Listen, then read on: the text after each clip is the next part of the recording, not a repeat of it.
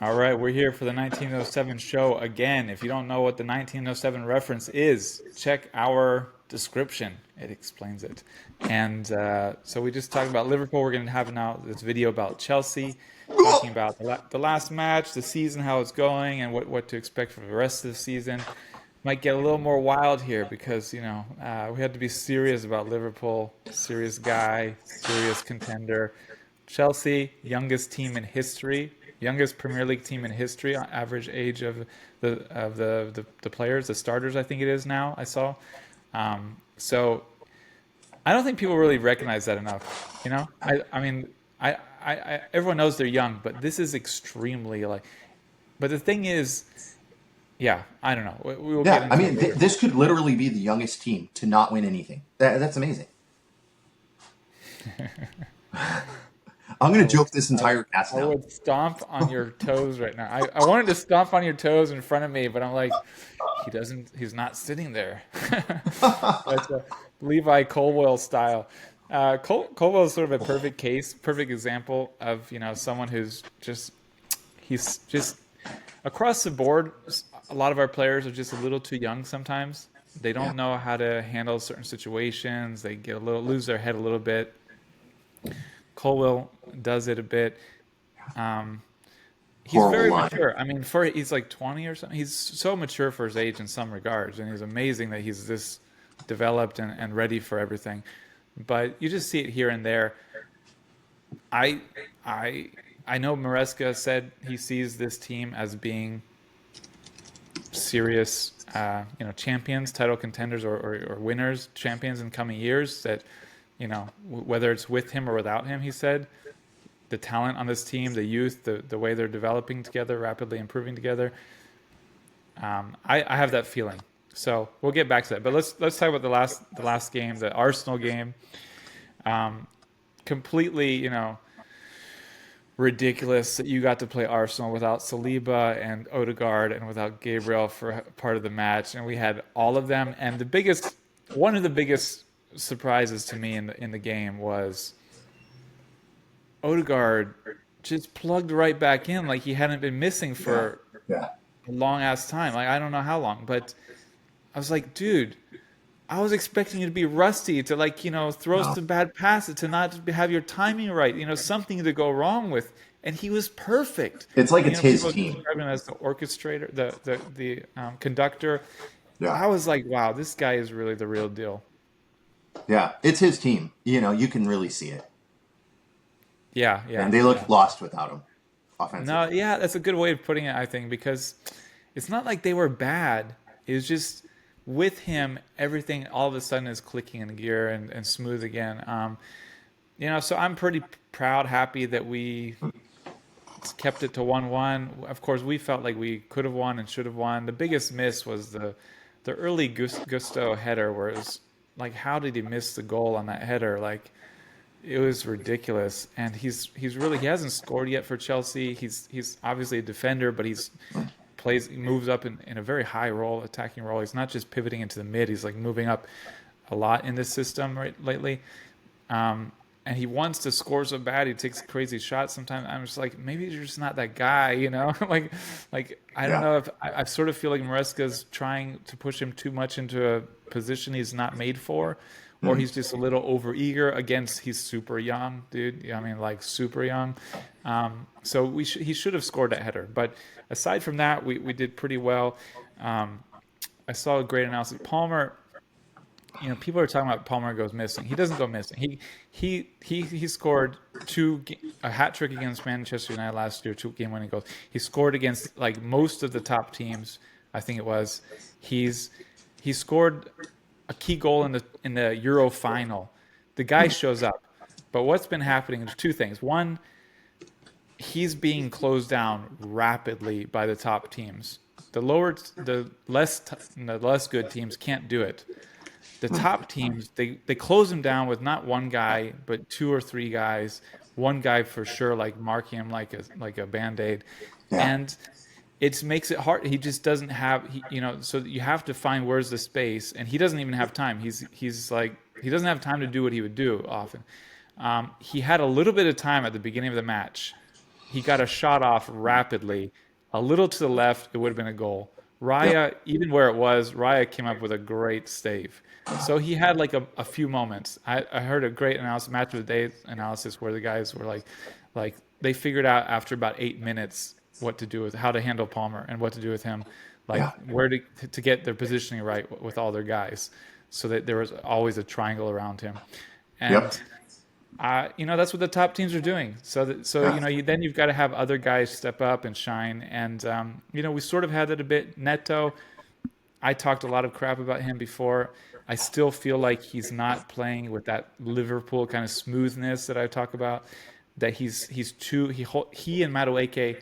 I get it. They're wingers. They're supposed to attack, take their chances, be direct, but they hold on to the ball a little bit too much. We need to keep the ball flowing sometimes, and then you'll get your chance. And toward the end, Enzo Fernandez saw a great opportunity for him, fed the ball into space. He gets his chance without forcing it, and he gets a goal.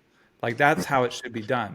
And he should understand and be patient to get that sometimes, in my opinion. I'm Yeah, but rambling. is that an I have like individual 20 thing? thoughts. Go ahead. Is that an individual thing, or is that's a team thing? That's a coached thing. It's a combo. I think in the one case, there's in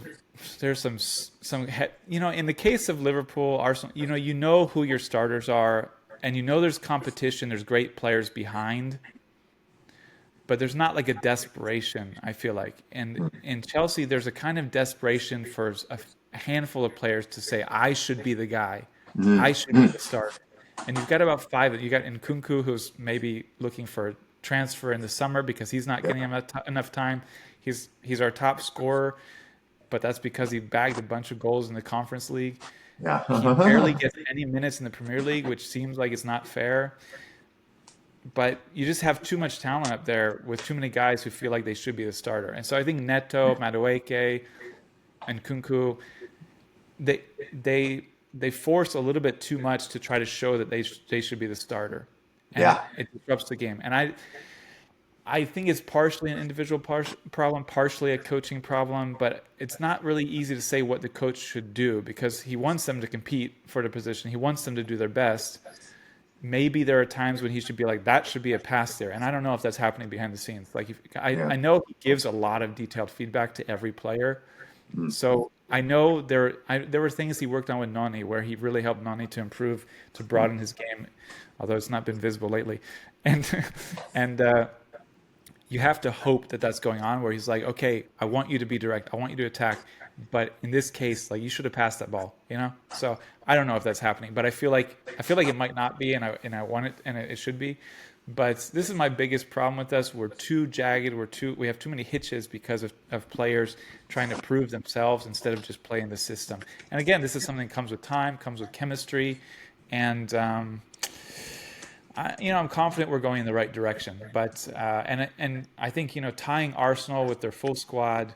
The other thing with Cole Palmer, I didn't think he was going to play. I was really surprised he started. I thought he might come on because he got a bad knock on his knee. He had posted pictures of rehabilitation all week. He didn't play train all week because of his knee, and so there was a pretty wide assumption, including on the Premier League fantasy football thing, that he wasn't going to start. And then I think he was a little bit slower, a little bit more hesitant because of that than he normally is. But okay, I've just spit out a Oh, kind that's of great. diarrhea of thoughts. Jump in before I keep Yeah, going. yeah. No, so some responses to some of the stuff I was writing down while you were talking. Do you think during a transfer window you're going to look to bring in experience since that seems to be the top thing that you're lacking? I don't know. I think the idea is just that they're going to grow and gel together and mature together, and then they're going to be a force to be reckoned with because they will be in a couple of years in their prime altogether. Yeah. I think where everyone would like a little experience would be in the defense. I'd love a Right. Mats Hummels to come in. That's That's exactly what I'm I, thinking. that's Something like that's that. someone I would There. like. But we had Thiago Silva last year, where last year was total chaos and crazy compared to this season. I mean, the Yeah. guys have matured that much more, and Silva like just held it together a lot of the time when he Right. was not in. And so he was really helpful, and I feel like but then you want Fofana, Colwell, Reece James, and Cucurella or Gusto to be on there. So I don't know. I mean, but it would be maybe helpful. But they have a great vibe, the whole atmosphere is great because they're all similar age. Yeah. It's not, it's not a dramatic mix of older and younger, and it just seems to create a great team atmosphere that I feel like is going to keep improving rapidly, and that even by the end of the season, my hope is they will be a lot more dangerous than people consider them today. But next season and definitely the season after, I feel like they're going to be as difficult as anyone. Yeah, I think you need an elder statesman. I don't think you can compete under pressure with experience without at least a team leader that's mature. And I think it's very attractive because you can have a guy who's in like a Hummels later stage of career. Hey, come here. You're still going to probably make top wages. You're going to compete at the top level. And what a lot of people do think is the best league. It's pretty attractive. And he, somebody like Hummels is going to come in. He's going to have all the respect. Thiago Silva had all the respect. He walks in the dressing room. Everybody respects you. So I think that's what I would do. It's just, what is Mariska like? It's going to have to be a player. It really comes down to him. If he's kind of brash. Well, he's stepped back. He's like, that's all their business. I just coach the Oh, team. He's in that role. that's great. He's, That's good. but That's good. Joe Shields, these guys, these recruitment guys. I don't know. It's not clear. Nobody knows for sure. There's a lot of discussion about it. Yeah. But it's not clear what their approach is going to be. Moving on, you talked about smoothness. I 100% think that's from the coach. I think that's from the coach because that's a decision-making thing, not a skill thing. I really like your insight on they're all kind of being a little ball hoggy and like fighting to prove themselves, but that just sounds really immature. That's why I think that comes down from the coach, where it's like you come in, humble pie, work for the team, put the team first. Passing and releasing at the right rate is part of putting the team first. It's a lot less exhausting to keep the ball than to chase the ball. So I think that. And then I wonder with you guys, is the locker room, is it not a little bit toxic? On the positive, I see, young players growing together. But on, as a hater, what I would say is Maresca seems like a jerk to me. It's like, yeah, he's your guy and he's a strong leader, but I think that he's a little rough around the edges. Okay. So I don't think it's like this, everybody's going to love each other. And when they go and eat at the cafeteria, they hug the cafeteria ladies. And even the people like Gakpo at my team who are killing it but aren't starting are still going to be humble and have a wonderful life. I do not feel that. Under Maresca, I feel like it's a little more edgy, and it's like that. It starts at the top. So that fruit, we're seeing this attitude where they're all fighting for the position. It's kind of like a sales job where it's like, you want to make a lot of money, you got to go out here, you can produce. We're looking for people that are highly motivated, and they can come out there and they can get the job done. And it's great. Winners are going to win in the atmosphere. But for a lot of people, it's toxic over time. And I watch my I don't really think I know what you're talking about. I know what you're saying, and I can see that because he has a very blunt way of answering questions in press conferences and whatnot. But I don't think that's the real issue. I think he's. They seem to all love him. He gives individual feedback to everyone. Colwell said he's never had a coach give so much feedback. Maresca's talked about how he wants to try to work with every player individually to make them each better. And he's like when he talks about Mudryk, or he calls him Misha and Nani, and he talks about him in a very loving way. He's not gonna be too soft with how he says stuff. Like he just doesn't have that gene in him to be like overly empathetic or sympathetic. But it's not like he's toxic or harsh. It's just like he's just like no, he's just gonna say the facts. And I think everyone has probably seen that that's not I think everyone deals with him well. I think the places where it's toxic are specifically Nkunku wants to play more and feels like he deserves to play more. Yeah. And is he being frozen out? What's going on? João Felix is like on his last string, so I don't think there's much of an issue with him. Nani still has an issue. Like if he's not playing he got taken off apparently and went straight to the tunnel. And that's what I'm talking about. That's a lot of people you're naming off right now. No, well, it's only two people. People have brought up João Felix. I don't think Felix has an issue. I, I mean, I think he would love to start, but he's on his last string, like club wise. Like he's been Okay. tossed around because he didn't do well at Madrid. He didn't do well at Chelsea the first time. He didn't do well at Barcelona, and I think he's just happy to be at Chelsea, a big club where he plays a role. I don't think Hmm. that he has any issue with not So being you the think starter. he's super humble pie? Like he's like, I Yes, hope yeah, this guy can turn my career around. yes, and I don't think he's ever gonna. Yeah, but I think it's just Nkunku and Madueke have this kind of this personal issue, and I don't know how much Maresca works with them on it. It's hard to know, but I think this is just. I really feel like it's something that just has to get worked out naturally. I do think if Nkunku doesn't get more time, he's going to be gone in the summer, and I feel horrible because I love this guy, and Mm-hmm. he's top quality. At the same time, I know that Jackson is better for what we're doing and everything, Yeah. and I love Jackson. I Yeah. don't. The biggest options for him are to play him in a role he's not fit for, left winger or something, and we've tried that, and it's just not his position. Or he could replace Palmer when Palmer's out, but Palmer's never taken out, so it's like there's just not a space for him. And everybody like would love for there to be a space for him, but it's like, well, Jackson should start actually above him because of his all this stuff that he brings to the table, his pace, his link up play, his how much he can drop deep, spin, run, all of this stuff that he does. Right. And Kuko's great, but he's not that player. So You can't there's rotate. Like, challenges. doesn't Chelsea play enough games? Like, you're a big club. Like, we have. Well, yeah, they play Conference League, but Conference League is a Right. freaking joke, man. We won Right. 8-0 last time. Yeah, Did yeah. you see that? So if it was Champions League and not Conference League, you think Yeah, the whole situation for Nkuku would be better yeah. And I because mean, there would be enough games, quality we games. were up 6-0 at halftime last game. Yeah, it's a joke, man. It was embarrassing. Like, and even then, like, if he doesn't then score his chances, like there's extra pressure. He feels like he's more frustrated He's because got he to be didn't big do. champ. He wasn't like it was like 5-0 before he scored or something, and then he got 2 goals, one a penalty. But it's just like it's just a challenge with the number. We have like Yeah, one or two, maybe two players too much, you might say. yeah. You think? But overall, though, I think Maresca's handling it well. He's very open. He's just like, if you train well, you're gonna have a chance to play. Yeah. I think the problem is that's maybe not 100% true. Like in the case of Palmer being injured, Yep. not It's training still all starting. week, he shouldn't have started theoretically under this approach. Like give maybe, but then it's Arsenal you're playing, so you can't not start Palmer. So it's like, I think it's understandable. It's just a case of there's one or two too many starters in our team.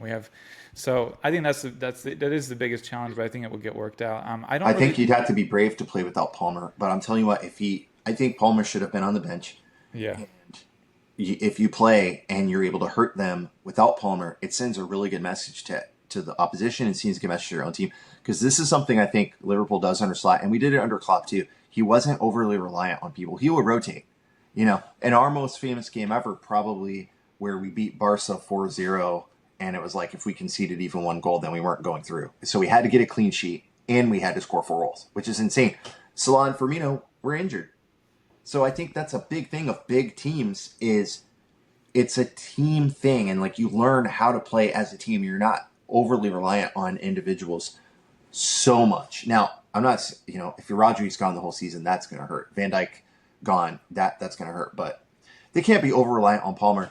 And it's like, has Palmer really shown up, or is he still in Curtis Jones' pocket? That's what everybody's wondering. yeah. He's not had the best few games. He's still does well, but no, I think this would have been a perfect opportunity. Definitely, a lot of people think that on the next game back, and Kunku needs to be given more time. Yeah. Potentially, João Felix, who's done really well in the Conference League. Mudryk is doing much better at getting time in the Conference League. They switched the whole 11 for the Conference League. This also, Right. it's not like Champions League and Europa League where you'll rotate 4 or 5 guys. So I think it's an affront. It's just naturally an affront on their egos. Like Yeah. we're on the B team. Yeah. And Yep. Marissa constantly says it's not like that, but that's the reality when he makes the team. It's we've gotten a consistent starting 11, and the weird one is Sancho, who got like an illness and then got injured in training, and he's been missing for like 3 weeks. So and it showed up as an out for illness thing, and he's had the mental illness before, so there's sort of a linger. Like, is something going on with him? But I don't know. He did, he looked ill versus Trent. But but he was starting before the illness, so it's not like I don't know. And it's I think it's still just a lot to figure out, and it's a lot to figure out what to do in different situations. The guys to get used to it. I to get positive. I think these guys are learning rapidly. Colwell said he thinks Maresca is always ahead of the other coach with his plans, like Yeah. that he's 1, 2, 3 steps ahead of every other coach. That's what he thinks. I'm Yeah. not saying I think that. I think Klopp. I think Slot is very similar.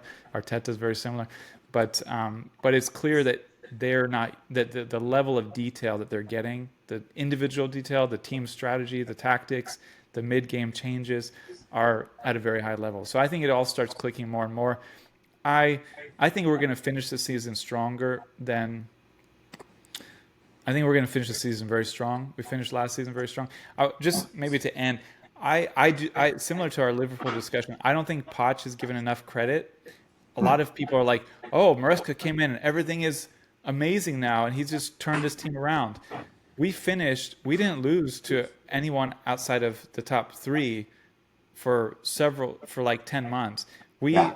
After the first 10 games of last season, we were a top four team, maybe even top three. I think it was top four. But we had an extremely good record. So we finished the season very strong. It was not as controlled. It was not as smart, as tactical. It was just the guys getting good vibes with each other and getting used to each other and getting used to how each other play. And I think that was the most critical thing. And I think Poch was the perfect coach for that period. And I think that's not given enough credit because he really got the vibes going and the Yeah. chemistry going. And he said, he's sort of just a looser system. Like, you just attack how you want to attack. Yeah. And that helped them to learn each other. And now I think we're going to the next level with better strategy, better tactics, better individual feedback. But we're just too young. So, it's just a learning process. For me, the jury's out on Maresca. I think he's obviously really good at what he does. I agree with all that stuff, his tactics and everything. And actually, I'm just looking at the table. Chelsea's third, and they're also third for goal differential, which really shows kind of, are you getting the balance right between attack and, they are third on goal differential. And the question for me with him, and it's a combination of with him and their psychotic transfer history, which hopefully with memes will never be forgotten, what you guys just did over the last year or two. That's what you're famous for. The expectations, like, it's because of teams like you why people were yelling that our owners FSG out, because they're looking at what you're doing and you're just like Pokemon cards going and buying packs and opening them on TV for everybody every day. We're Oh, look also at this player, look selling at a this player. ton. We're also selling a ton. But Yeah. I hope that period is over because you can't do that and have team chemistry. And I respect it if they were like, look, we got to do a little bit, and then. But the jury is out for me. Is can Maresca build a team out of that? I think that's an underrated skill where you very kind of logically behind the scenes are building a team. So for me, you only have a short window to come in and say, look, you are the players that I'm building this team around. There's a couple positions that are kind of understandably up for grabs, but you're a lock. And if you look at Liverpool now, like Gravenberg is a lock. He is the starting six, 100%. McAllister, if he's fit, is a lock. Soboslai, he was kind of iffy, and it's very logical. It's logical for the players. It's logical for the fans. All of us can see that is a position that isn't quite locked down yet. It's kind of up for grabs. So, Salah is a lock. Van Dijk is a lock. Konate, I think everybody knows. I think Konate is the second best in the league after Van Dijk right now. He's absolutely tremendous. That was my other takeaway. I never got to in Liverpool. Kanate, holy cow, man! I should have brought him up. Yeah. He put Morgan Rogers in his pocket, dude. That was crazy. But he was just perfect everywhere. I thought he was. I mean, Alice loves him. Shout out to Alice. She loves him. So. But yeah, great points. You want to keep going or No? Well, yeah. Just the jury's out. Can he build a team back there? For me, at a perfect example is, it takes guts to do that too. Like Kelleher has been killing it. Everybody knows it. But I don't know if you saw the statement from Slot. He says, when Allison's fit, Allison is our number one. It's never in question. So Yeah, but it's just just an easy. I mean, Allison's considered best goalkeeper in the world for some years. except for So by my Brazilian friends, but yes, my Brazilian friends, they're wacko. They have this other keeper in Brazil that you've never even heard of. That's what the guys are like. I'm not even kidding. They oh have my God. Weverton, I think his name is. Like he's like, no, he's really the best. They have issues with every Brazilian player. I don't think it's that easy when you have somebody like Kelleher who's like, I want to play. I just think there's a little bit of strength there to come out and to just Yeah. say, yeah, Allison's the number one. Well, it's very clear who the number one. It's become clear, and if we didn't have this before, I would say he's solidified pretty much. It seems like who's the number one in every position, except for there's a, it's a there's a lot of difficulty and confusion what to do on the fullbacks because Oh, Reece James was out for a can't long count time. on that guy. And Gusto and Cucurella showed they deserved to be starters. Right. And then Reece James comes back, and you're like, wow, that's Reece James. And this was the most shocking thing to me. He didn't start Reece James against Arsenal. He started Gusto and Cucurella. Oh, and the big thing, I mean, that was the big. Cucurella had Saka in his pocket, dude. I told you Cucurella Wow. was going to shut him down. He completely shut him down. Saka had has 0 goals, 0 assists, 0 shots on target, 0 chances created, 0 accurate crosses in 81 minutes. Cucurella is a nightmare for these kind of players. That's who we were missing against Salah. Right. Salah, he would be way better against Salah. Yeah, He's he's a just pest. he's so quick to get on the player and not give them an inch to breathe. He's so rapid with his Yeah, reactions, everything. He's so smart. He's massively underrated. So the yeah, biggest takeaway from that match was he took Saka completely out of the match. That was key. But Cucurella has to start. I think James should be back, and Gusto, unfortunately, who I absolutely love. I said like he was my favorite yeah, player for the past year. He's not Reece James level. He's got other qualities, but yeah. James is the better right back. And It's like Connor Bradley to Trent a little bit because Connor yeah, a Bradley's little bit solid like that. You think Connor Bradley deserves to be starting, but somewhere. he's behind Trent, and Yep. you know, and so it's sort of that kind of case. And I think that's one of the hardest decisions, like what to do. And I think Gusto's fine. He's like 20 years or something, and so I Right. think he would be Exactly. fine. But it's a difficult thing to say to take him out, especially he plays in the system a certain way. And then the other position is that he's benched Fernandez, which again he's made these big calls. He said, okay, Lavia and Caicedo are better, and he's talked about it. They're Mm. better for our system. They're better fit. And he's Yeah. taken Fernandez, $100 million player, whatever, biggest Yep. like signing, off the bench, and it's fine. And Fernandez seems to be fine with it, understanding he's not Lavia and he's not Yep. Caicedo. And but then he comes in, he makes a difference. He sees passes, he makes big, great diagonal passes. He made the pass to Neto that Lavia Yep. wouldn't have made. Right. So it's a hard case, like what to do in those. Those are the three big positions: that right back, or Gusto versus James, or Cucurella versus James, the Fernandez situation, and then the issue with Nkunku.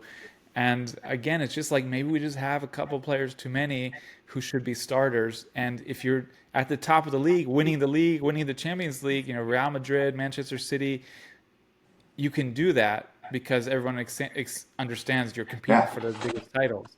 If you're Yep. not competing for the biggest titles, it's very difficult to have that kind of bench.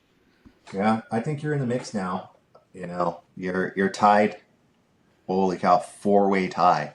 Third to The sixth place. crazy thing, you're not looking below you very much, dude. The crazy thing to end this on is, it's 1 point between 3 and 9. So Chelsea's just 1 point above number 9 Villa, and as you said, the big thing is the goal differential. Four of us have 19, three teams have 18, and then you've got two teams with 16, Tottenham and Brentford. So it's a very crazy situation there. Yeah. So who knows what's going to happen? I feel like Chelsea looks like the best of that group, Yeah. but I agree. a couple of stumbles and you're down in the 10th or something. So a lot is going to depend on what happens in these kind of maybe unexpected games in the coming like 10 games or something. I was rooting for Chelsea, man. I like them. I want to see if the Maresca guy can build. I feel like Pochettino is somebody that's better at building a team than Maresca. Maresca's unproven for me in Yeah, building a team. but Pochettino is not. I mean, everybody is like Mariska is so much more sophisticated in his strategies, his feedback, his plans. Pochettino is just a great vibes manager. Yeah. Well, he vibed his way to the CL final, so we'll see if Maresca ever does that. Yeah, yeah. It's good for me. Well, if Good Chelsea for doesn't end fourth, there's gonna be a lot of Poch fans who are gonna be like, "We ended way better last season." You're in freaking Conference League. That's crazy, man. Yeah. That's a Well, really. I like Chelsea. I wanted Chelsea to beat Arsenal, man. Arsenal fans, they're just. I they're think annoying. I don't know what the They're deal is. super annoying, dude. I has Arteta just kind of overachieved. I think Arteta has. I don't think he'll get more from this team than he got last year, especially 2 years ago. I called it Disney season because it was La La Land. It was Should we do unrealistic. should we do a separate short video with just about the top two? I mean, the City and Arsenal, or you just want to end? No, we I should. don't, because you're sort of going that direction, but I think that's a different video if we Yeah, want yeah, to. we can do a different video about it. Producer has spoken. Okay, all right.